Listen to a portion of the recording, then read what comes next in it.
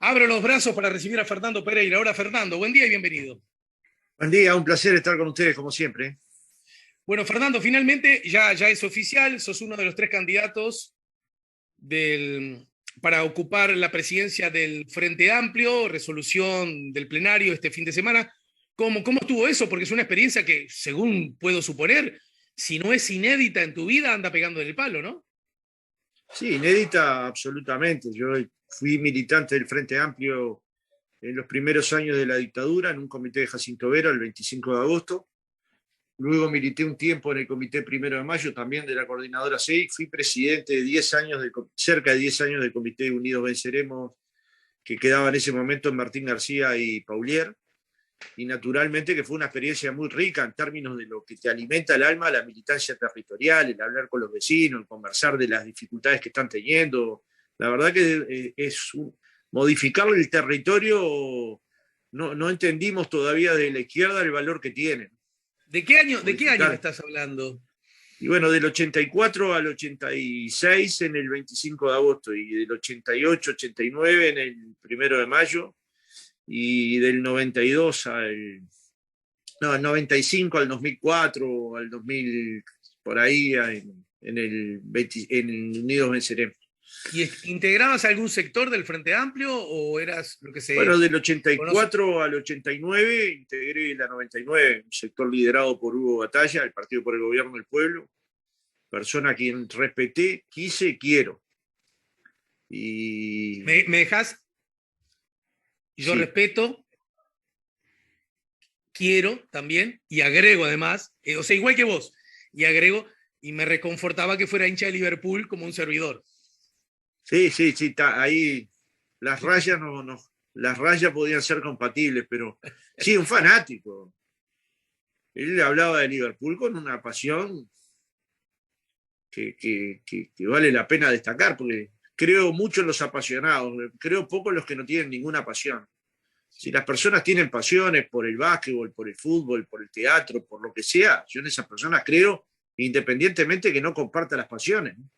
Claro. Pero finalmente los desapasionados me generan La, la, cierta desconfianza. la pasión como algo bien distinto del fanatismo, ¿no? Quizá. Totalmente, totalmente. A mí me mandaron hace poco un video de Gómez que estaba la hinchada enardecida y yo abajo aplaudía. Y yo qué sé, yo empecé a ser hincha de esa manera, aplaudiendo, con cánticos muy inocentes, ¿no?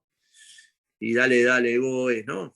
Ahora los cánticos son otra cosa, pero esa pasión que surge de una hinchada, si está bien canalizada, es una pasión que le hace bien al alma, perdiendo o ganando un partido, ¿no?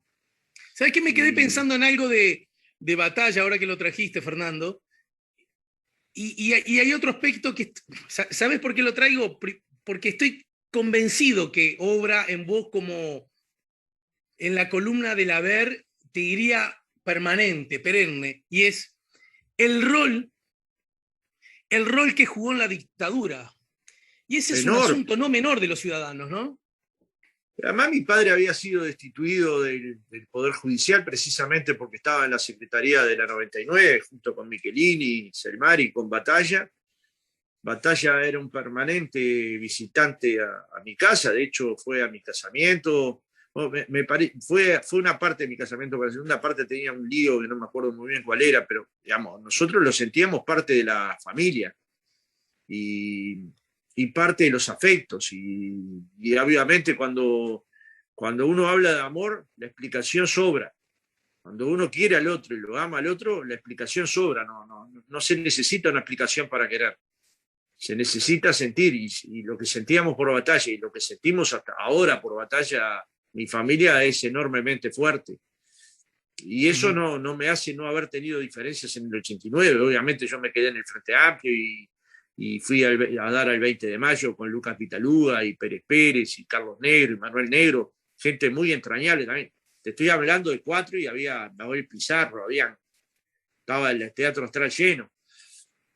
De todas Claro. maneras, digamos, todos sentíamos un dolor, no sé si todos, yo sentía un dolor imponente de ese divorcio político que se estaba dando, porque además de político era humano.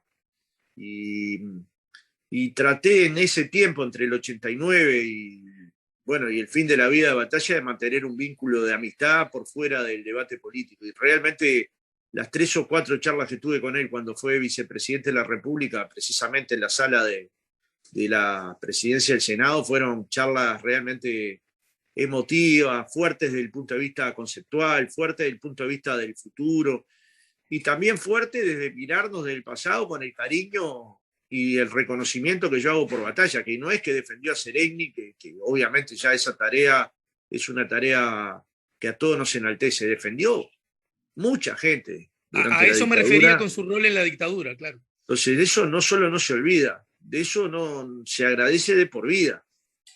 Claro. Y bueno, mucha gente de mi familia fue defendida por él Y y después de de la familias de otros. 99, 20 de mayo, ¿y después? Y después en el 96 pasé a la vertiente artiguista, al influjo de un gran compañero mío, el Cholo Bentancur, el Juan José Bentancur, un tipo entrañable, querible, entrañablemente profundo, con un humor particular que lo hacía para mi gusto único. Y bueno, la verdad que su forma de construir el sindicalismo me llevó a la vertiente. Ajá. Digamos, su acción en el movimiento sindical es lo que te... Sí, sí, sí, en lo concreto, cuando uno hace activismo en la cancha concreta, pues finalmente uno puede tener las mejores ideas en un escritorio, pero luego hay un campo de juego, ¿no? Como dice Tavares, a quien yo admiro como técnico de fútbol, porque para mí el fútbol es una pasión desde pequeño. Mi madre, fíjate que es hincha de Nacional, bastante apasionada, y mi padre era hincha de Wander, bolso positivo, y los 2 hijos le salimos hincha de Peñarol. Y mi madre pacientemente nos llevó al estadio durante 8 años. Todos los partidos de Peñarol estábamos mi hermano, yo y mi madre hincha Nacional. Y obviamente en los clásicos, si había un gol de Nacional, mi madre lo gritaba a toda la Claro, hinchada de Peñarol sin ningún problema. claro, Y claro. bueno, esa construcción de la tolerancia también es un camino que no deberíamos perder, ¿no? Que perdimos lamentablemente, pero que no deberíamos profundizar. No puede haber una brecha entre compatriotas por pasiones. Las pasiones Ujú. finalmente tienen que vehiculizarse bien, ¿no?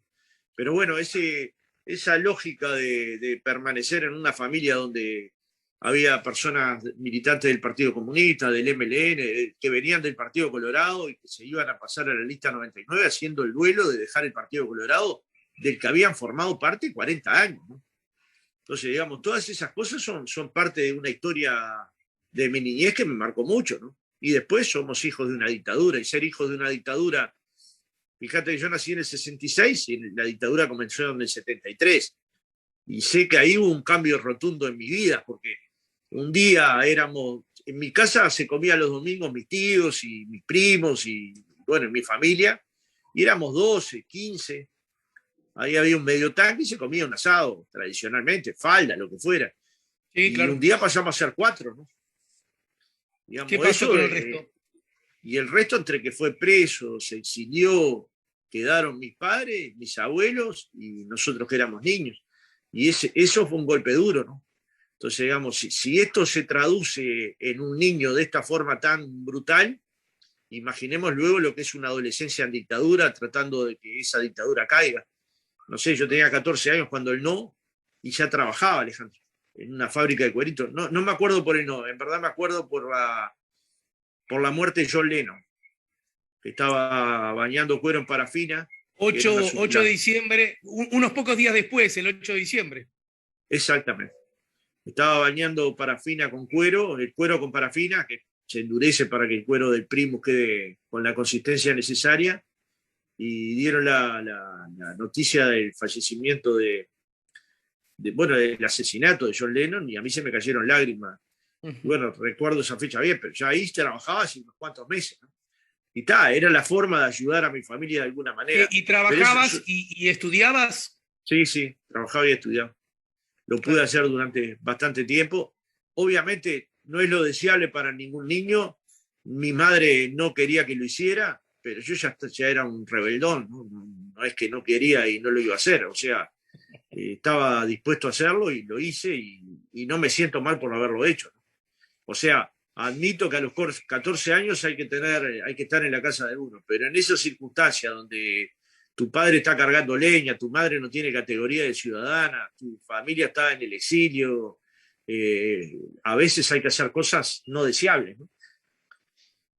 Bien, Fernando, a ver, varias cosas tengo para preguntarte. Yo lo voy a tirar así porque así lo siento y no lo veo de otra manera, pero me parece que es un hecho que vas a ser el presidente del Frente Amplio, ¿no? Bueno, voy a trabajar para eso. Quiero decir, Trabajar para eso. estás, Digamos, estás yo participé de 15 elecciones arropado sindicales. por personas, grupos políticos, predisposición más o menos general que parece indicarlo, ¿no?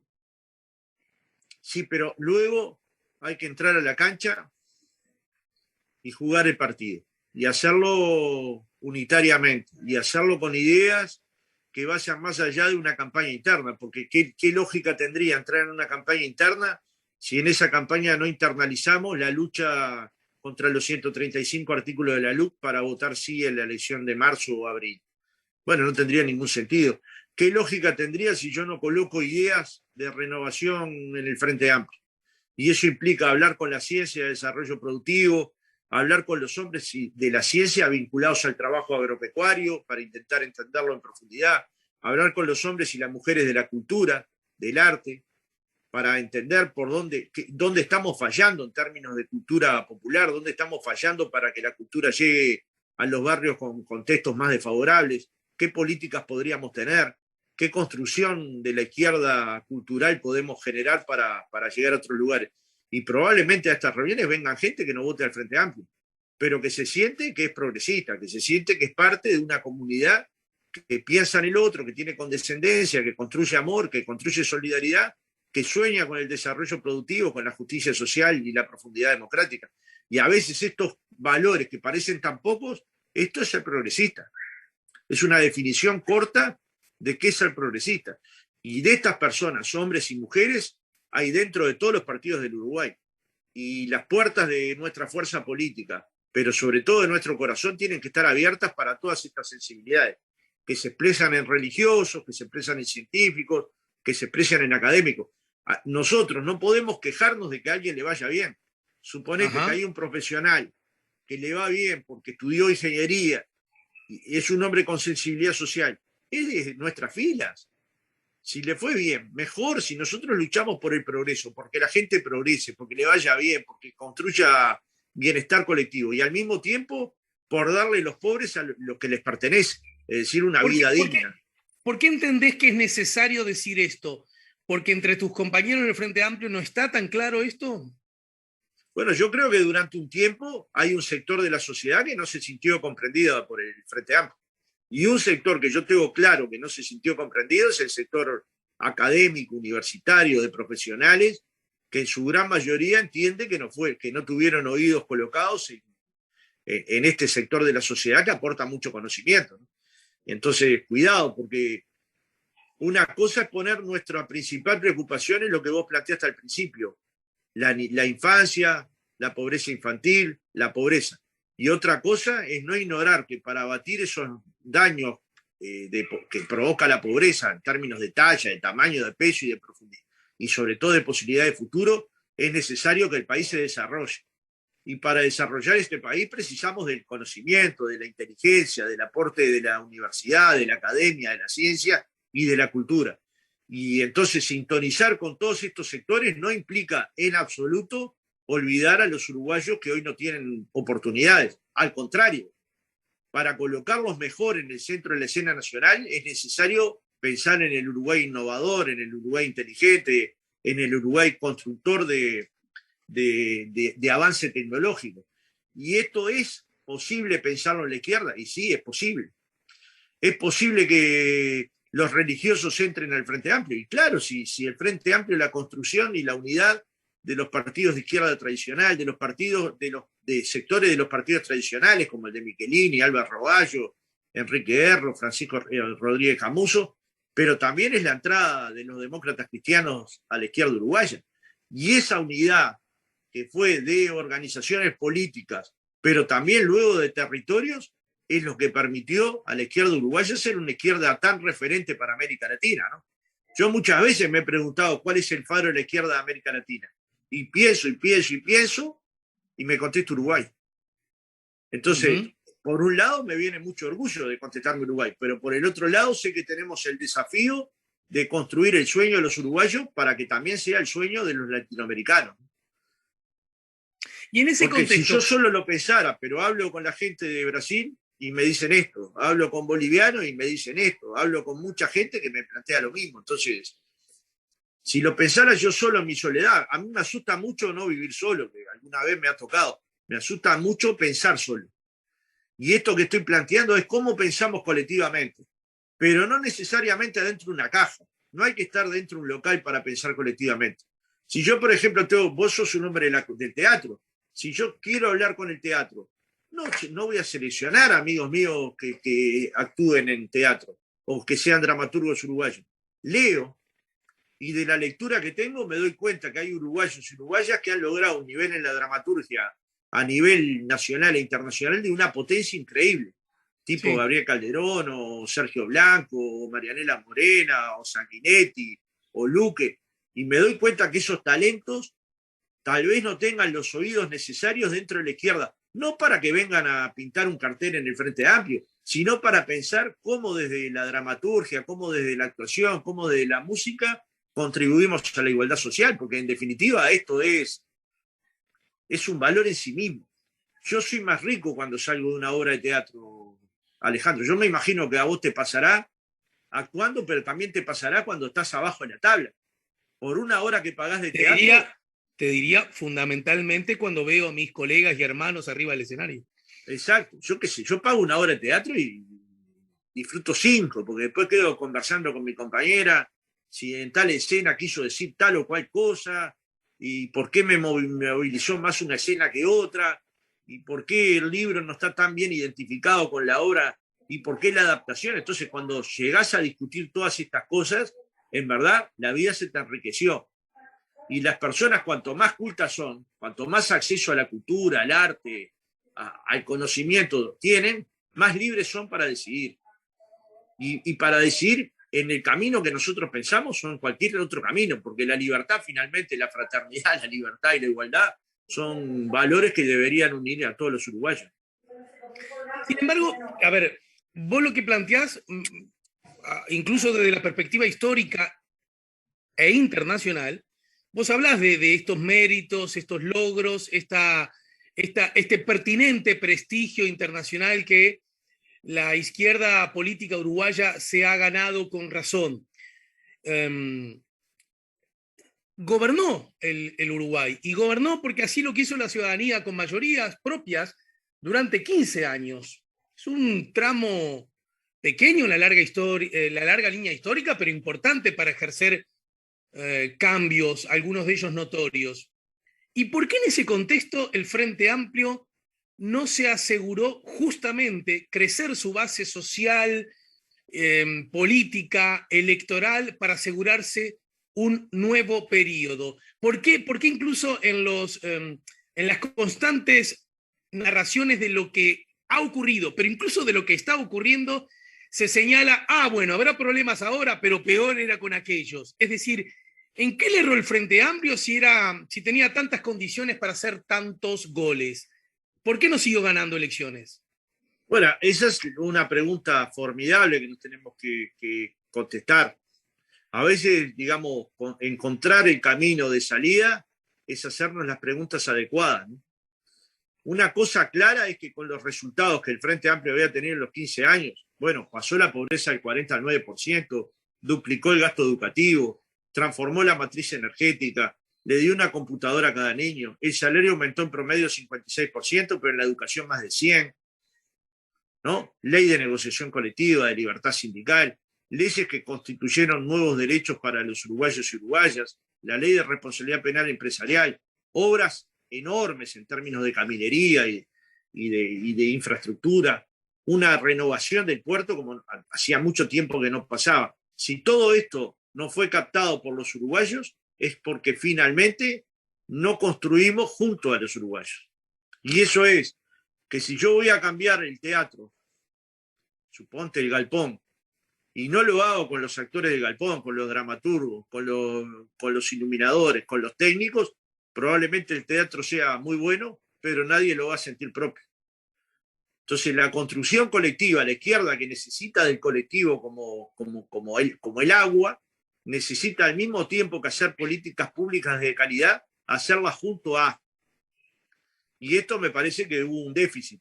No colocamos dentro de nuestros junto a nuestros académicos y a nuestros científicos, ni a nuestros hombres de la cultura, ni del arte, o por lo menos en la dimensión que ellos esperaban. Pero tampoco a nuestros militantes territoriales, tampoco los que después van a dar los que rezan por vos, como decían en la iglesia, ¿no? Hay una cosa que hay que tener siempre mucho cuidado, que es aquel que reza por vos. Al que reza por vos lo tenés que cuidar todo el tiempo, toda la vida, y al mismo tiempo, al que no reza por vos le tenés que colocar el oído para que sea parte de un proceso de transformación. Si no perdés una batalla que es ineludible, que es la batalla cultural, que es la batalla por la hegemonía cultural. Nosotros defendemos en nuestra hegemonía un Estado que genere desarrollo productivo, justicia social, profundización democrática. Esto tiene que transformarse en prácticas cotidianas. El dirigente tiene que ir acompañando esta práctica cotidiana con la gente del territorio, allí donde late, viven y sufren los uruguayos. ¿En el PIT-CNT ya no tenés más nada que hacer, Fernando? No, yo pedí una licencia, que ya estoy en ejercicio de ella desde el lunes. Estoy haciendo unas tareas administrativas que me quedaron en la Federación Uruguaya de Magisterio, gremio al que pertenecí en los últimos 35 años. Y de que 36 en verdad, y de que me siento hijo y alumno, y a partir de mañana enteramente voy a estar en esta actividad. De todas maneras, está claro que pedí licencia simplemente a los efectos de ir al Congreso y despedirme, porque cumplí el mandato de los 3 años y quiero salir por la misma puerta que entré del PIT-CNT, que no es ni grande ni chica, es una puerta que entré con amor, que la abracé con amor y a la que le dediqué lo mejor de mí. Y lo mejor de mí supone buena parte de mi vida más joven, ¿no? Esa tan importante. Sí, Fernando, o sea que, entendí bien, en el marco del Congreso vas a estar allí usando, digamos, utilizando ese escenario para despedirte de tus compañeros. Totalmente. Totalmente. Yo no voy a participar del Congreso salvo de su inauguración. Bien. Y déjame ver si yo te cito bien.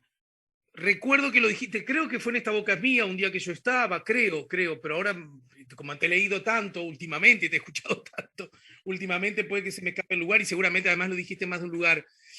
Vos señalaste que también habías sentido la convicción de que tu ciclo como dirigente sindical había culminado. ¿Estamos bien en eso?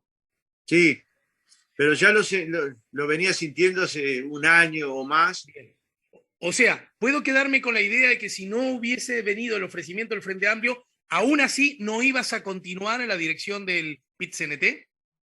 Sí, o si iba a continuar por un lapso muy pequeño. Porque Bien. también hay compañeros que te plantean la transición. Y siempre para que haya transiciones, tiene que haber alguien que sale.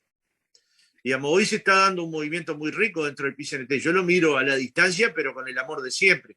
Sí. Que bueno, cómo se reconfiguran las piezas cuando sale un compañero que tiene 25 años en el Ejecutivo y 15 entre coordinación y presidencia. Y eso significa todo un desafío para la nueva dirección, pero lo están haciendo democráticamente, con todas las corrientes, discutiendo un documento. Y cuando termine el Congreso, si una preocupación yo no tengo, es que va a haber una dirección del PIT-CNT a la altura de las circunstancias. Déjame aún así, teniendo en cuenta esto que acabas de decir, especial esto último, hacerte la siguiente pregunta que implica cierto cuestionamiento, y es el siguiente. Incluso arrancaste hablando de la importancia que tenía para el Uruguay, para el Frente Amplio en particular, la consulta popular acerca de si se debe o no derogar 135 artículos de la LUC, ¿no es cierto? Sí. También es cierto que ha sido de subrayada, innegable importancia, y diría vanguardia, utilizando el famoso término marxista, el rol que los trabajadores organizados a través del PIT-CNT han tenido en la obtención de las firmas. Uno podría, hasta ahí vamos bien los dos, ¿no? Sí. Uno podría suponer entonces que a los efectos de ganar la consulta popular y derogar los artículos, el PIT-CNT también estaba llamado a ocupar un rol importante. ¿Por qué justo de cara a eso, que parece un momento bisagra de alta importancia desde muchas perspectivas, no solo por lo que implica la ley, por qué justo sacar de la cancha al conductor del equipo que más goles hizo? ¿No es como sacar al más destacado del equipo justo cuando más lo necesitamos en el alargue?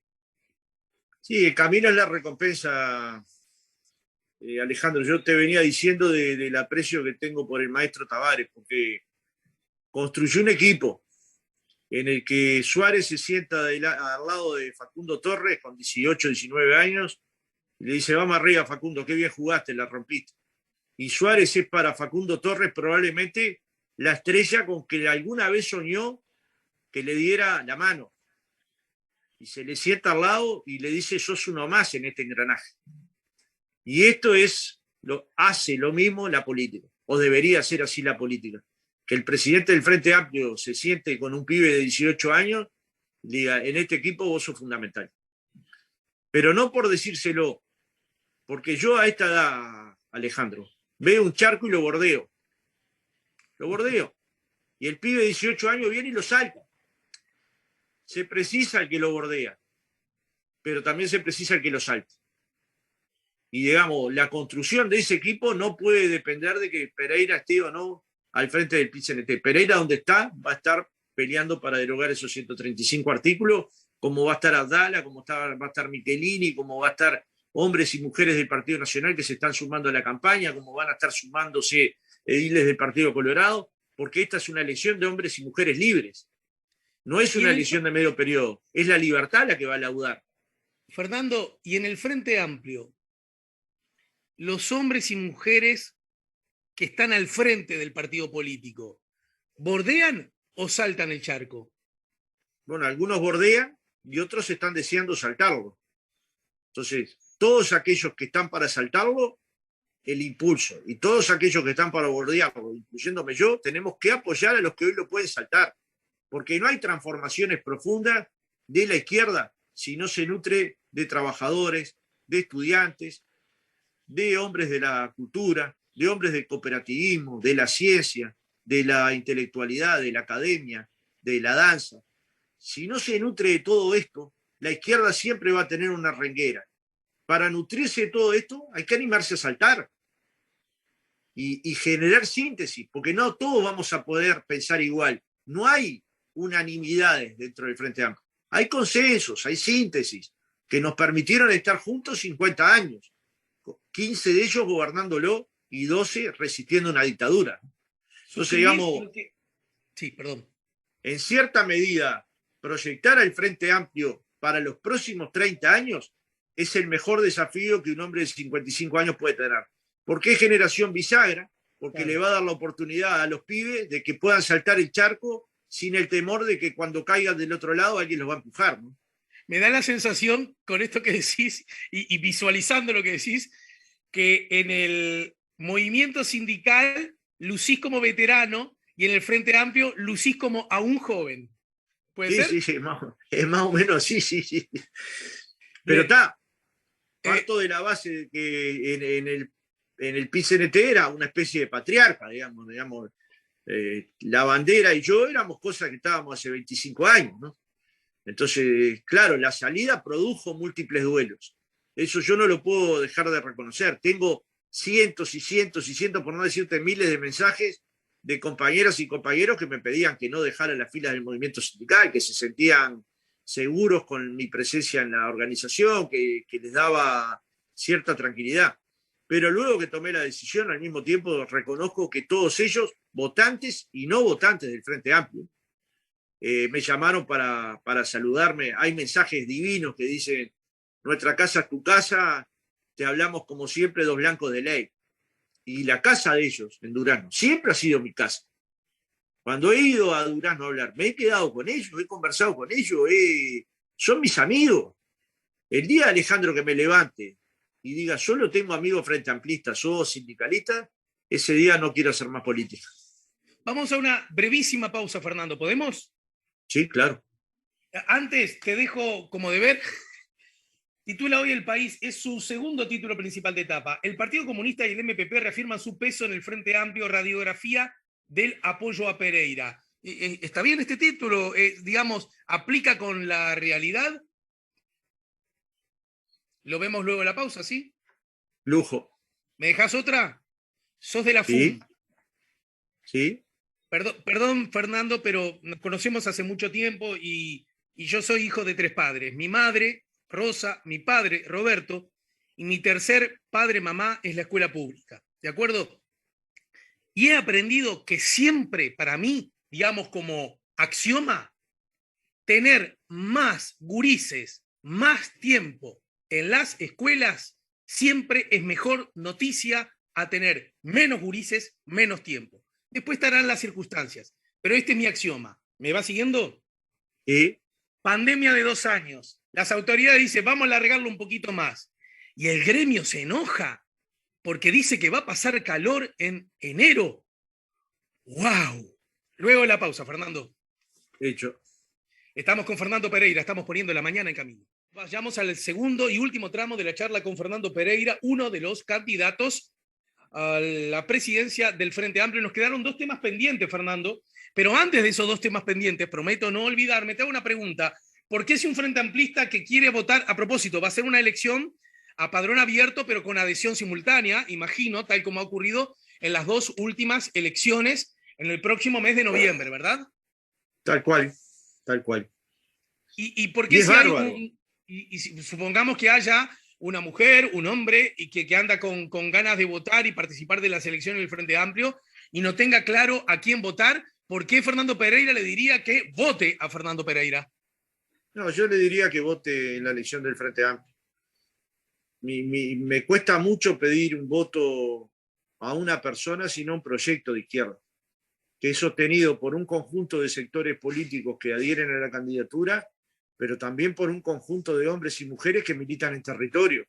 No te olvides que toda mi militancia, como te he dicho, ha transcurrido en un comité de base. Yo no he sido parte de la dirección de ninguno de los sectores de los que participé, ni del PGP, ni del 20 de mayo, ni de la vertiente artiguista. He sido simplemente un militante del movimiento sindical y de las bases del Frente Amplio, con lo cual, digamos, el apoyo territorial es formidable. ¿Y dónde se Sí. va a demostrar si tengo ese apoyo o no? El día de una elección con padrón abierto, donde los frente amplistas, ojalá decenas de miles de ellos, votan y definen no solo el presidente, sino la nueva dirección del Frente Amplio, a nivel nacional y a nivel de cada departamento. Entonces, Está este bien, acto pero seguro, democrático imponente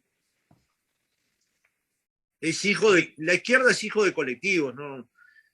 Obvio que después va a decir Fernando Pereira presidente, porque voy a intentar ser presidente, pero mi deseo es que voten decenas de miles de frente amplistas. está bien, pero seguro que nos debe dar lo mismo que el Frente Amplio esté presidido por Ivone o que por Sibila o por Pero Pereira. la gente lauda eso y va a encontrar argumentos en los discursos, en las apreciaciones, en el pasado del compañero, en su historia, en su trayectoria militante. Y si entiende que es la mía, será la mía, pero si entiende que es la de Gonzalo o la de Ivonne, a quienes aprecio mucho, fantástico. Digamos, parto de la base de que esta disputa interna es la democracia interna para ver quiénes son las autoridades del Frente Amplio, pero al otro día de la elección todos vamos a seguir dentro del Frente Amplio. Bien. Te dejé planteada la pregunta. El Partido Comunista y el MPP reafirman su peso en el Frente Amplio. Radiografía del apoyo a Pereira. Esto está en portada, es de hecho su segundo o tercer título principal de etapa. Lo desarrolla en la página número 3. Es bueno el análisis que hace el país a propósito del peso del Partido Comunista y del MPP. Agrego yo, los radicales del Frente Amplio. Yo soy un hombre que proviene de visiones moderadas, pero no porque lo moderado no sea en el fondo muy de raíz, sino porque a la hora de defender los intereses de los trabajadores hay que pensar mucho, hay que reflexionar mucho antes de actuar. Y esto te lo va enseñando el acontecer cotidiano, digamos. La reflexión, el pienso y el luego actúo son parte de unas prácticas que el movimiento sindical te las enseña a, a fuego, ¿no? Te las graba a fuego porque de tus decisiones dependen puestos de trabajo, aumentos salariales, que no haya despidos, que haya convenios que protejan a la gente, que haya seguros sociales, en fin, se juega mucho en cada desafío que el movimiento sindical encarna. Por eso es una lucha día a día. El movimiento sindical conquista cosas día a día.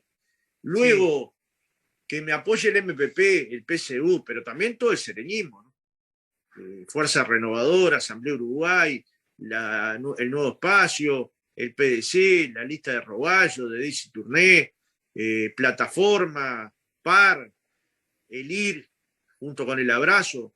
No son dos grupos que apoyan la candidatura, son un conjunto enorme, el Rumbo de Izquierda, el PCT, son un conjunto de sensibilidades de la izquierda que entienden que yo puedo hacer la síntesis política de estas muy diversas formas de mirar la izquierda uruguaya. Todas estas que te nombré tienen matices, diferencias. Si yo logro sintetizar esto, pero al mismo tiempo sintetizar a los hombres y mujeres que militan en el territorio, como lo hice yo durante 15 años, entonces voy a ser el presidente de todo el Frente Amplio.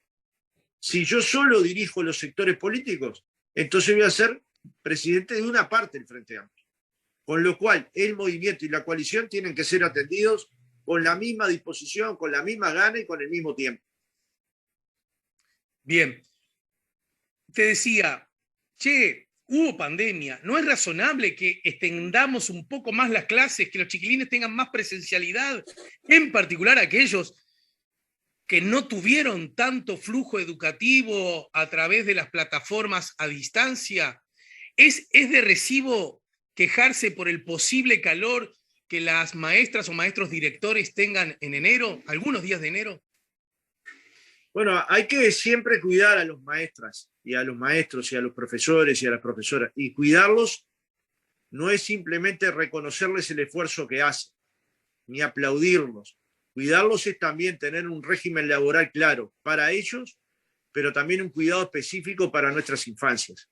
Diciembre, en la mayor parte de las escuelas de Uruguay, y sobre todo los últimos días de diciembre, no son días aptos para el acto educativo. Con lo cual podrás agregar horas, pero no vas a agregar conocimiento. Insisto que esta no es una opinión de la FUN, es puramente personal, porque yo ya dejé de ser dirigente de la FUN. Voy a pedir licencia a partir del día de mañana, insisto, porque tenía temas administrativos para laudar. Pero claramente, si hay algo que aprendí en la FUN, algo fuerte que me marcó de por vida, de las enseñanzas del maestro Didasco Pérez, de Víctor Brindisi, de la maestra Mabel Pizarro, de Daisy Tourné, de Héctor Florí, de Luis Garibaldi, de Teresita Capurro, es su preocupación permanente en colocar primero las infancias y luego la reivindicación salarial. De hecho, no recuerdo cuando hubo un conflicto de la FUN por reivindicaciones salariales. Sí. Recuerdo muchos conflictos en defensa de nuestras infancias, en que se construyeran los locales en forma adecuada para el aprendizaje, en que hubiera contratación de auxiliares para atender la alimentación escolar.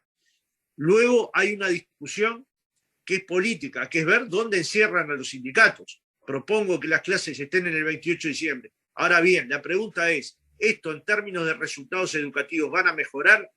¿En base a qué informe técnico? ¿Estos días que agregan son días útiles para el acto educativo?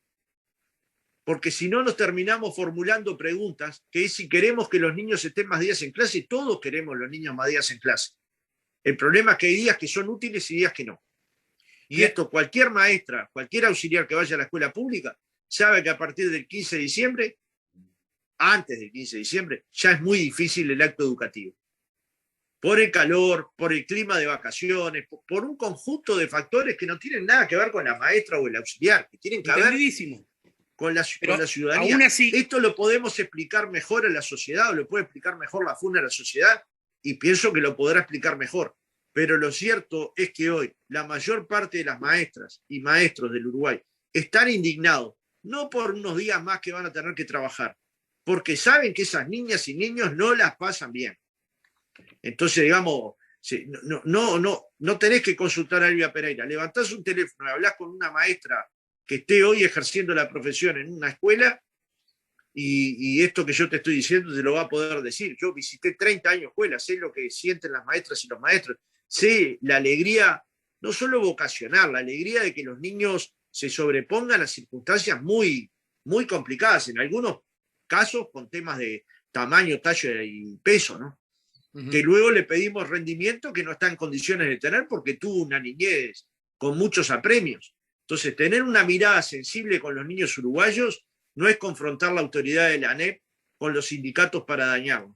Es ver si la ANEP puede dialogar con los sindicatos para construir una mejor educación pública que sea abarcativa de todos los derechos, ¿no? Y yo por momentos siento que la tarea que se encomendaron fue dañar la imagen de los sindicatos. Y eso es un daño a la democracia uruguaya.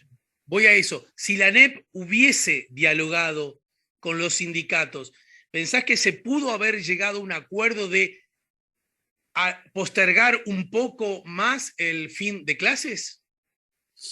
Pero lo que pasa es que hay una irracionalidad, que es la que se parte de la base, que en la pandemia los maestros no trabajaron, no estuvieron activos, no tuvieron...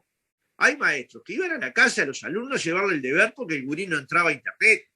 Sí. Que en vez de jornadas de 4 horas o de 8 horas, hacían jornadas de 12 horas. Pero yo no te pido que me creas a mí, porque obvio, esto se puede creer o no. Te pido que hagas una pequeña investigación y vas a ver las horas que dedicaron a esto. Te diría que las clases presenciales son un alivio. Entonces, de alguna manera, volver a la presencialidad y haber tenido estos 2 años complejos, que fueron muy complejos para los niños, pero créanme que fueron muy complejos para las maestras, para los auxiliares. Entonces, lo primero que hay que decir es... Me parece que es justo que pongas ese tema. Me da la sensación que es muy justo que pongas ese tema en el centro, pero también con honestidad te tengo que decir que no sé si ese es el tema que está en el centro, porque no sé si es el tema que está en debate acerca del rol que han jugado las maestras y los maestros, y agrego yo los docentes en general. Pero da la sensación que también es cierto que la no presencialidad ha sido un problema, y agrego, un problema subrayado entre los más frágiles y los más débiles. Por lo tanto, intentar compensar un poco con más presencialidad, aún con calor y aún con clima festivo, ¿no luce como algo razonable? No, luce como algo demagógico. Ajá. Yo te digo, voy a dar más días de clase y no explico por qué va a tener mayor utilidad, por qué esos niños van a aprender más, por qué van a tener condiciones de estar por qué van a estar en mejores condiciones. De hecho, la educación privada está pidiéndole a la ANEP tener determinada flexibilidad para el fin de cursos, porque tampoco están de acuerdo en terminar en la fecha que colocó la ANEP. Entonces, no es un lío con nosotros solamente. El problema que está, han colocado el debate con los sindicatos de la educación más en un debate para dañar imágenes sindicales que para mejorar la educación. Si a nosotros nos llaman para discutir el tema comedores escolares los 365 días del año, nosotros hubiéramos ido. Ahora, claro, si el único día que les preocupa la alimentación escolar es el día del paro, es simplemente colocar una postura antisindical, porque a los pocos días hay un feriado y los niños también tienen que comer. El sábado pasado y el domingo pasado también los niños tenían que comer. Y esa alimentación no puede ser importante el día del paro y no importante un día sábado o un día domingo. Entonces, de alguna manera, que el Estado se haga cargo de la alimentación escolar de aquellos niños que tienen peripecias económicas, sus familias que viven en contextos desfavorables, es una cuestión que los sindicatos siempre van a estar dispuestos a hacer. El problema es que te dicen la información a través de los medios de comunicación. ¿Vos creés que el calendario escolar lo supimos por una reunión entre la autoridad de la educación y los sindicatos? No, te enterás por la prensa. Y ese es el modo de relacionamiento laboral que tienen que tener las autoridades de la educación con las maestras, con las profesoras, con las auxiliares. Yo creo que no. Entonces, este debate que de ideas, que es la diferencia entre autoridad y empujón, ¿no? Tú dices que... Entonces, después cuando hay conflictividad, ¿no? Te dice, pero se podría haber conversado. ¿Y por qué no me llamaste a conversar ahora que no hemos tenido conflictividad? Como vos sabrás, Alejandro, el año pasado fue el año de menor conflictividad de los últimos 25 años. Y algunos hombres y mujeres del gobierno nos llamaban irresponsables. ¿Y dónde estuvo la irresponsabilidad? Convocamos a vacunarnos. El gobierno en general, como parte de su política, de su discurso y de su acción, y el gobierno de la educación en particular, están ocupados en generar disposiciones, acciones y discursos para fragilizar la herramienta sindical? Mira, solo para darte un ejemplo, acá en Rodó y Eduardo Acevedo había un local cedido por el Codicen a la FUN, que la FUN lo iba a reformar para que las maestras que viven en el interior del país, particularmente en zona de frontera, pudieran venir a trabajar en Montevideo y tuvieran un lugar donde quedarse. Estábamos prontos para empezar la obra, la pandemia obviamente nos generó alguna dificultad, hicimos el pedido de la construcción, íbamos a reformar, el Codicen revocó el comodato. ¿Con qué fundamento? Ni Dios sabe. Ni Dios sabe. Entonces, pero la gente lo tiene que saber. El Codicen, la mayoría de las cosas, de las decisiones que toma, muchas de ellas que tienen que ver con temas laborales, las comunica a través de la prensa. ¿Y la ley de negociación colectiva la va a cumplir o no? Porque no es yo hablo con los sindicatos. Hay una ley para cumplir que establece determinados mecanismos de negociación entre las autoridades y los sindicatos. Tercero, si efectivamente queremos tener una discusión de fondo, ¿se podrá reformar la educación sin la participación de los actores principales, las maestras, las profesoras, los auxiliares? ¿O hay que tenerlos en cuenta y prestar un especial oído? Si esto es así, bueno, el Codicen tiene que modificar su idea inicial y el Ministerio de Educación y convocar un diálogo importante con los sindicatos.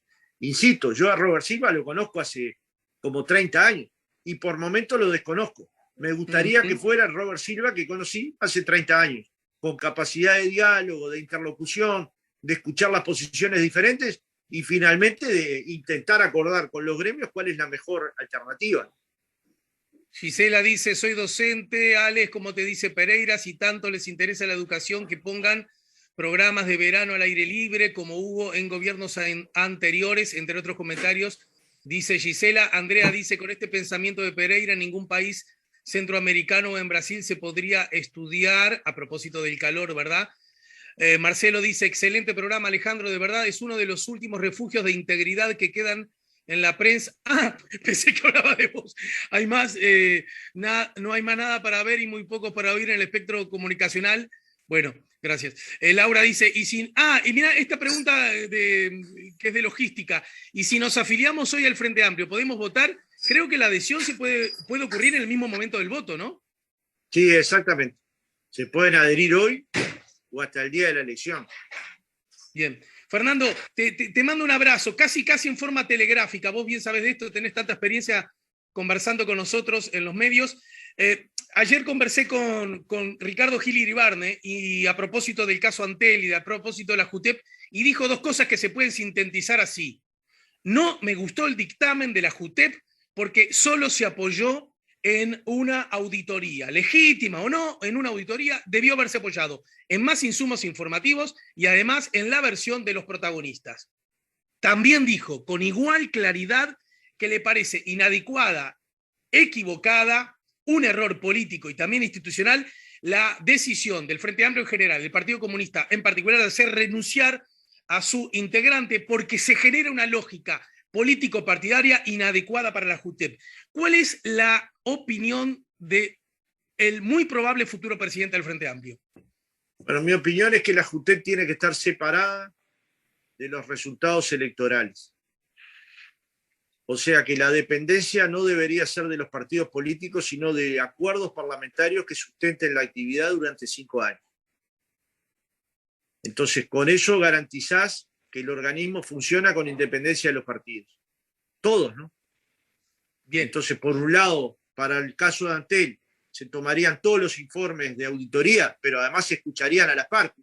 ¿Cómo tomás una decisión sin escuchar al acusado, ¿no? O al acusador? Finalmente, para tomar un caso de esto de transparencia, yo creo que no se utilizó el mecanismo más adecuado, como dice Gil Iribarne. Pero luego me parece que hay que construir una institucionalidad que tenga recursos suficientes, recursos humanos suficientes para tener una tarea que efectivamente llegue a los niveles que uno quiera cumplir. Uno escucha a los directores de la JUTEP y dicen, no vamos a poder actuar de oficio porque no hay recursos ni humanos ni financieros para poder hacerlo. Y a ninguno de nosotros se nos prende una luz amarilla de que ahí hay que colocar recursos y y hombres y mujeres dispuestos a trabajar en esta tarea que nos hace bien a todos, ¿no? Entonces me da la impresión de que hay que separarlo de los resultados electorales, que no puede ser nombrado por los partidos que ganan el gobierno, porque finalmente luego tienen supeditación a los partidos. Por lo tanto, si la supeditación a los partidos fragiliza el organismo, podemos del mismo modo concluir que, así como estuvo mal tomar un solo insumo informativo para la decisión, con esa misma lógica también está mal pedirle la renuncia porque lo resuelto por ese director no coincide con la decisión u opinión del partido. Bueno, por eso, pero el partido la puede tomar, cualquier partido lo puede tomar, incluso los que están hoy en la JUTEP por los partidos de gobierno, la pueden tomar porque están nombrados por los partidos que ganaron la elección o la minoría o la oposición. Si fuera un organismo que se elige por 5 años y sus cargos son inamovibles, no hay ninguna decisión partidaria que pueda tocar esto. Con eso respondo que me parece que hay un problema de diseño institucional. Fernando, te tengo que dejar porque me voy a un sastre que me va a hacer un traje para un casamiento que se viene dentro de poco. Sí, pero va a ser solitario, se viene. Sí. Probamos unos cuantos años, probamos 16 años a ver si podíamos convivir juntos adecuadamente y luego probar. Ahora llegó el momento de consolidar. No, así no que nada. Tu compañera y vos, tu pareja y vos se van a casar. No vamos a casar. Bien. Y es una buena cosa. No me diga fechas, pero antes de la elección, por ejemplo, de la elección del Frente Amplio. Sí, pronto. Inminente. Ya sabés pero cómo te van vas a estar nuestros hijos. ¿Ya sabés qué te vas a empilchar ese día? Bueno, algún saco me pondré, pero no de los que ya tengo. ¿No? Ah. No soy tan. Soy bastante espontáneo. Pero sí, me pondré el mejor saco que tenga. Porque ponerte lo mejor que tenés también es un homenaje, ¿no? Me dejás, claro. ¿Me dejás ser la tía vieja que siempre hace preguntas incómodas? Claro. Mijito, casi 20 años juntos, con lo bien que se llevan. ¿Qué necesidad de casarse? Bueno, es una señal hacia nosotros mismos. Las almas necesitan señales. La mayor parte de las veces no son papeles las señales, pero a veces pueden serlo. Bien. Bueno, te mando un abrazo y la seguimos más temprano que tarde y saludo a la casamentera también. Abrazo.